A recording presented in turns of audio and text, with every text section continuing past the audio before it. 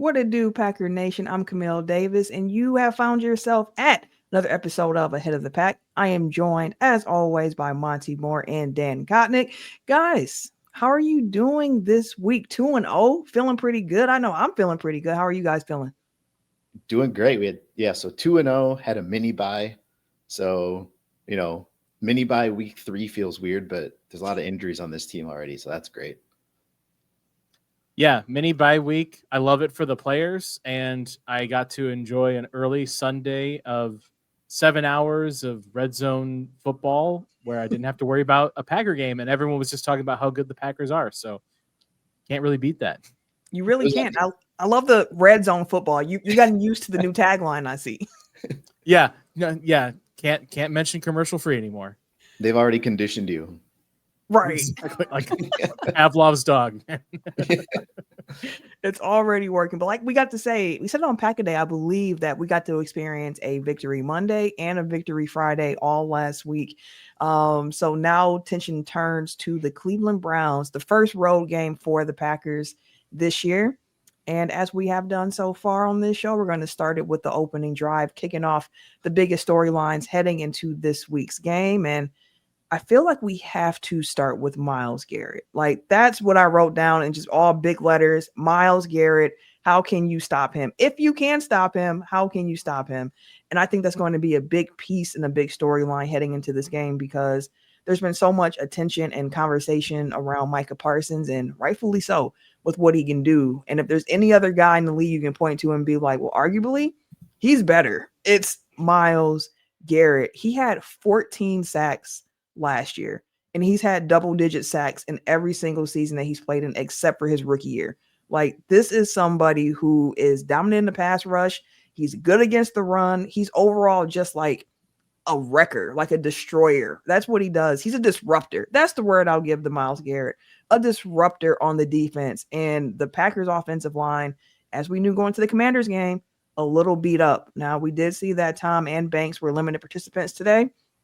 Also heard Tom talking about that oblique injury and making mention of the fact that he can move laterally fine, but opening up and anything like that, that's when he can start to feel it.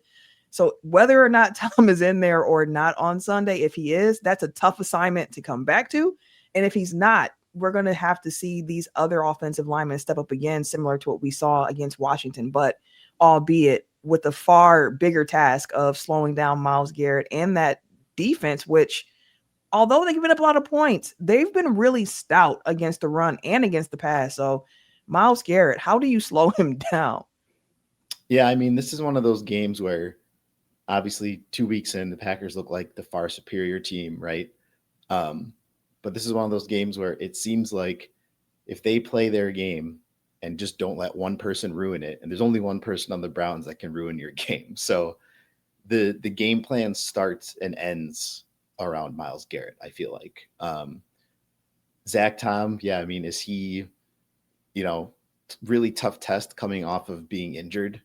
Obviously, we only have the first practice report of the week, so we have the rest of the week to go through, but feels like maybe they'll probably err on the side of caution for him. So I think you obviously expect what we've seen out of 2 other teams this year with Micah Parsons, going to spend a lot of time with the tight end over there, running backs chipping. So it's definitely going to be a group effort to stop one guy. You're going to see that on both sides. So that's an interesting storyline to this game. Yeah, I mean, Myles Garrett, he's good enough to be the only reason that the Browns are even competitive in this game. Like if you took this same Browns roster and just removed Myles Garrett, this is a cakewalk of a game for the Packers. Myles Garrett is good enough to give the Browns a puncher's chance against a team like the Packers. And yeah, it's bad to kind of think about, like, you don't usually want to like game plan an offense away from a player. Right. With Myles Garrett, you really kind of have to, especially like we said, like it's going to be Zach Tom, or like it might be like Anthony Belton at times. Yeah.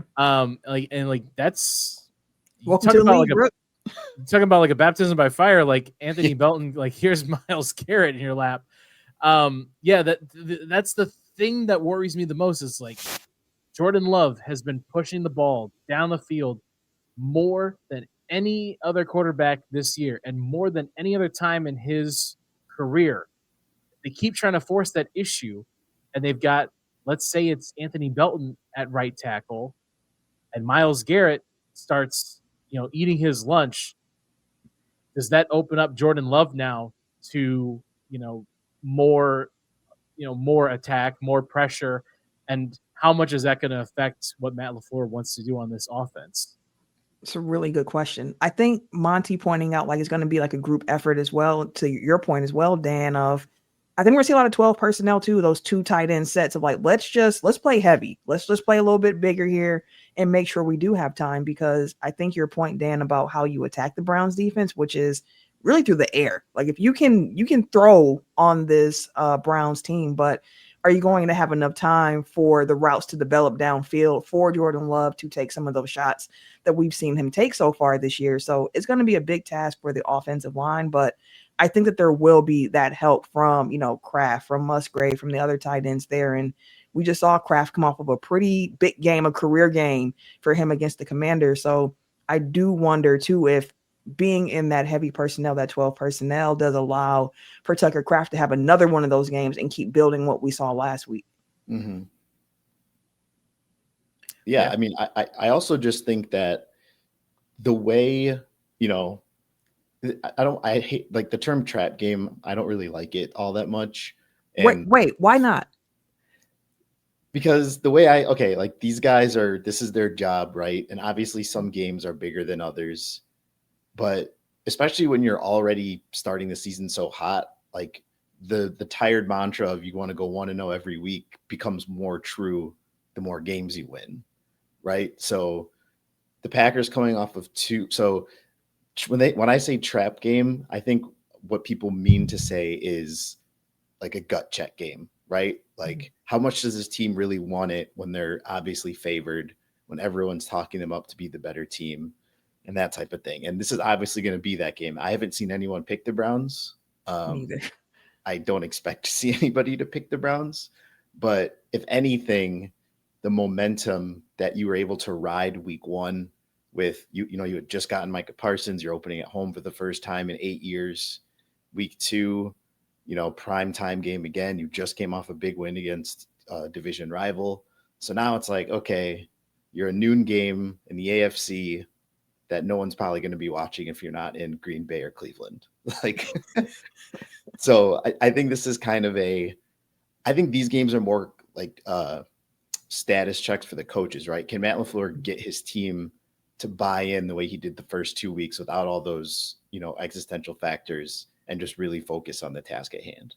I think that's really fair. It's a really fair point to point out. And I like the perspective on a trap game there with that, because I've never really considered it in that way. But Dan, what's the storyline that you're tracking for Packers Browns here? Yeah. This is going to sound a little kind of nitpicky, and I caught a little flack on this week's episode of Lombardi's Bar for this. But I'm kind of waiting for Jordan Love to raise his game to one level up. I'm gonna preface all of this by saying he's having statistically one of the best starts to his season. I love what he's doing with the ball. He's pushing the ball down the field. Mm-hmm. He's anticipating. He's doing everything right. He is very clearly in full command of this offense. What I just want to see from Jordan Love is the consistent, accurate throws game in and game out. And I don't just mean the deep balls. I mean on the wide open crossing things. Mm-hmm. I mean the wide open up the seams to Tucker Kraft. I just want to see those, every single time. And I'm not talking about Aaron Rodgers type accuracy. It's the consistent, simple throws where, just because a guy is wide open and can make a catch that's behind him doesn't mean you have to throw it there. Yeah. Get it to the guy up here. Be that consistent kind of player. Because if Jordan Love can elevate his game to that type of level where he's consistently making the routine throws on time and on target, that helps his wide receivers, that helps this offense stay much more in rhythm. And if this offense stays in rhythm, this team cannot be stopped. And it all not all, very heavily relies on Jordan Love taking that just final step of accuracy consistently. That's what I was going to ask, does your outlook change if he had hit even one of those deep balls to Matthew Golden in the Commanders game? Like if he hit on that either 92-yarder or the other one I think was like 38 or something like that. Maybe a little bit, but it's still like if you go back and watch, I'll shout out the QB School with JT O'Sullivan. Does great. Must watch. Does the great breakdowns. Yeah. It's like you see some of these, like the one this past week, it was a crossing route to Romeo Doubs where the defender is 4 yards behind him and Doubs has to reach back like this. And JT calls out, he's like, if there's a defender in position on this play, this is a pick six the other way.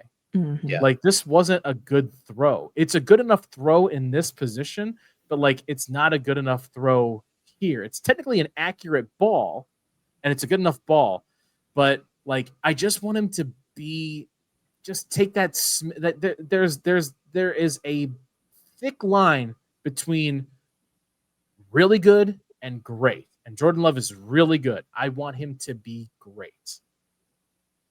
I think that's fair. And like I mentioned, I think this is going to be a game where the pass offense is really going to be what sets the tone for the Packers. Like, of course, we know they're going to try to establish the run. You have to continuously do that. You have to feed Josh Jacobs.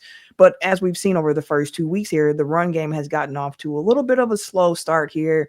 Again, some good defense that they're gone against, and they're getting ready to gear up to go against another really solid run defense. And I feel like the area you can attack them is through the air. But again, you just got to have enough time to make sure you're able to get those routes developed and get the ball out accurately, to your point, Dan. But this could be a kind of a get right game in that sense of like the offense and the passing game, I think, with the way that the Browns can be attacked. So that's that. I like that. I like that point to keep an eye on too, because I think that's going to be a key for the Packers to win in this particular game. Monte, what's your big storyline heading into Browns Packers? So I had two, but I think I'm going to go with the one that's more interesting, which is these first two games. You could definitely tell both the Lions and the Commanders came into Lambeau and said, we're not letting Josh Jacobs get rolling, right? He's been held to, I think, like just over 3 yards a carry. Like clearly he's been the focus of these defenses, which is why they've looked, so open in the passing game. But I think you're on the road. You're the better team. You can kind of just salt this game away, once you get a pretty decent lead. I mean, my other storyline kind of works into this, which is you didn't face a mobile QB week 1. You faced a very mobile one week 2, but now you're facing a 40-year-old Joe Flacco who still has a big arm, right? But he's not mobile whatsoever. And the way this pass rush has gone, I think this is just a recipe for, a lot of people are saying, I need the Packers to blow the Browns out, like score 40, like blah, blah, blah. I think as dominant as they've looked in these first 2 weeks, another, 27-13 game, 27-17 game, it could still look just as dominant, because I just don't think they're going to have to go into all, LaFleur's not going to have to go as deep in his bag in this game, because I think the Packs are just clearly the better team. But I think you want to see Josh Jacobs finally get going once we, we're rounding out here the first month of the season. That'd be a feather in your cap to get going against this Browns defense. But Joe Flacco, he's thrown more interceptions than touchdowns so far this year. So yeah, I mean, a bonus one for me is like, how many can we see this defense really take advantage of that? Like, can we see that some takeaways for this Packers defense that, I mean, we've seen teams refusing to throw to Xavier McKinney and just where he's at on the field. So like, Can we get some interceptions, some forced fumbles? Can we cause some ruckus in that way in this game? I'm gonna be interested to see how that shakes out too. So, man, I'm happy football is back. But Dan, some connections here. What connections do we have this week between the Browns and the Packers? Yeah, few connections here for Packers, Browns, including our first former player connection. Of course, it's none other than former Packer punter Corey Bojorquez. Punted for the Packers in 2021. He's currently punting for the Browns. Jeff Hafley did not actually know this. DB's coach for the Browns, 2014 to 2015.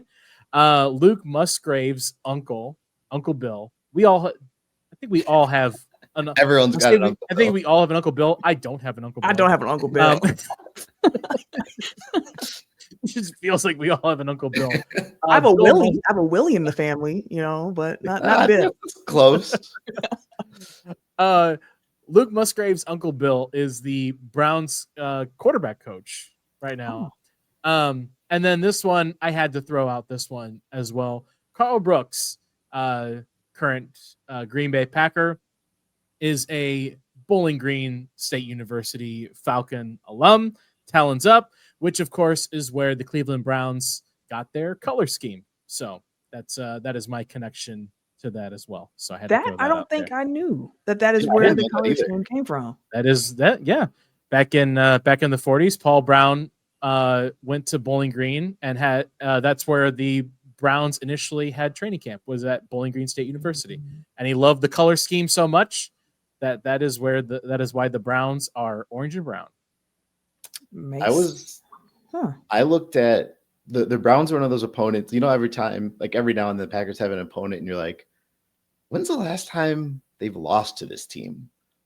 Because obviously I think I know this. I want to hear you. You? Okay. Well, what do you think it is? I wanted to see if you know. I think the last time I remember them losing, I don't remember the year. It was when they retired Reggie White's number. It was like all the way. So that was like 20. Oh my God. That was like, give me the year. I can't remember the year. 2005. Yeah. Oh yeah. I was going to say like right at the end of, like, I was going into high school. Braylon Edwards had like 3 touchdowns. Like he just torched the Packers. Yeah, it was at Lambeau. They ruined Reggie White retirement day. Yeah, of course they did.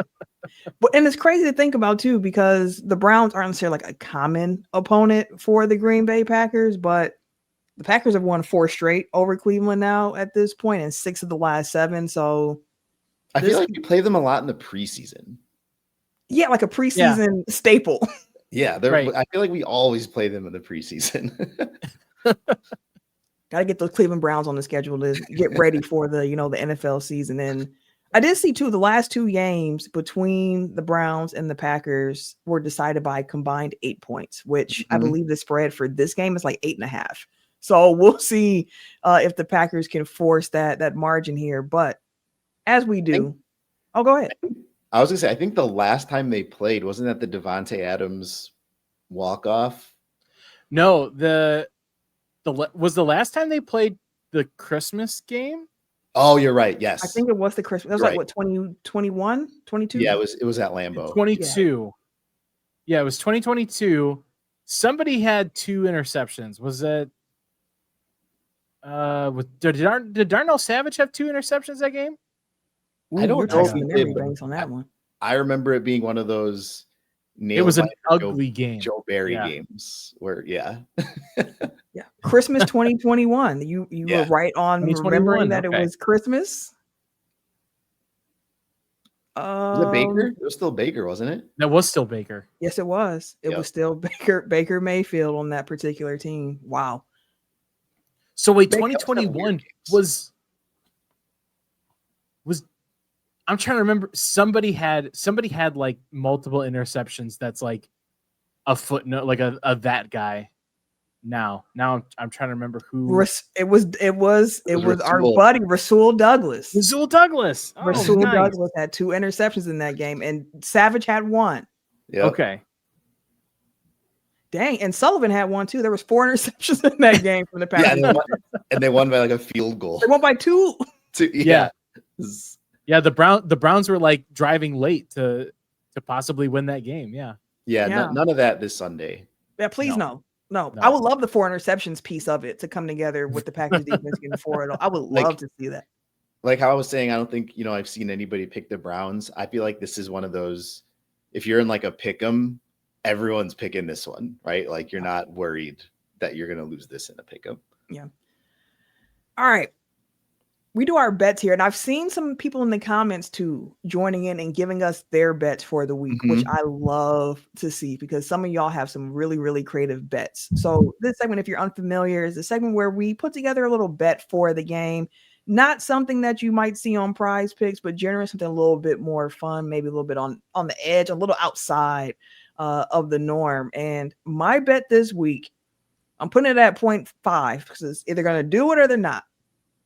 Comparison of Packers and Browns starting quarterbacks over the last 25 years or so, because we know the quarterback discussion for Cleveland, it's been a long, long list. I believe 40 different starting quarterbacks since 99, if I remember that correctly. Meanwhile, we know how the Packers get down, where you've had your big 3 with Favre and Rodgers and now Love. And on those occasions when someone was injured, primarily Rodgers and Love here, because Favre just did not want to come off the field. Of course, you had Matt Flynn, you had Seneca Wallace, you had Scott Tolzien, Brett Hundley, Malik Willis. So the list is a lot shorter than Cleveland. So I'm putting that over under 0.5, how many times the broadcast points out the quarterback difference between the Browns and the Packers. I'm definitely going over.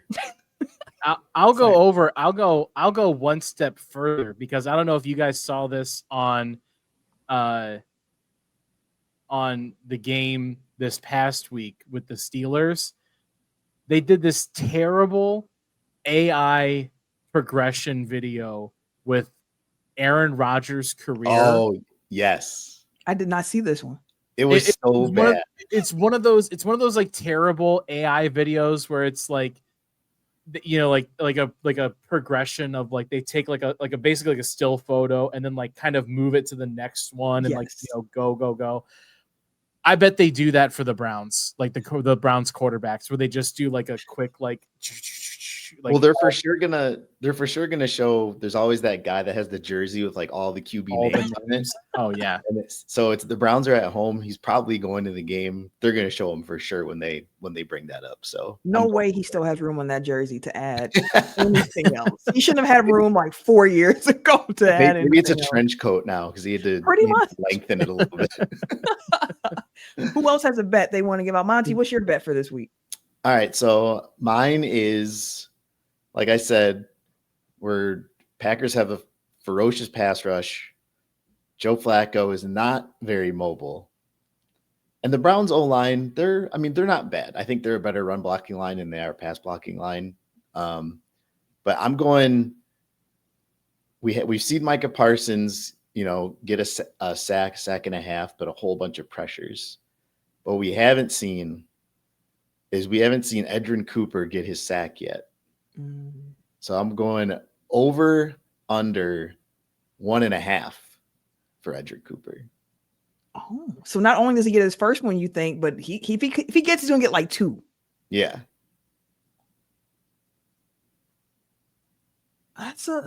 Don't want to take the under or over on that one. Like my heart wants to say over. Like I would love to see that. But 2. I'm going over because I think the Packers are going to be up pretty early in this game, and the Browns are going to be throwing the ball a lot. So I'm going over. I think I might take the under on that one. I think I can see him getting 1, 2.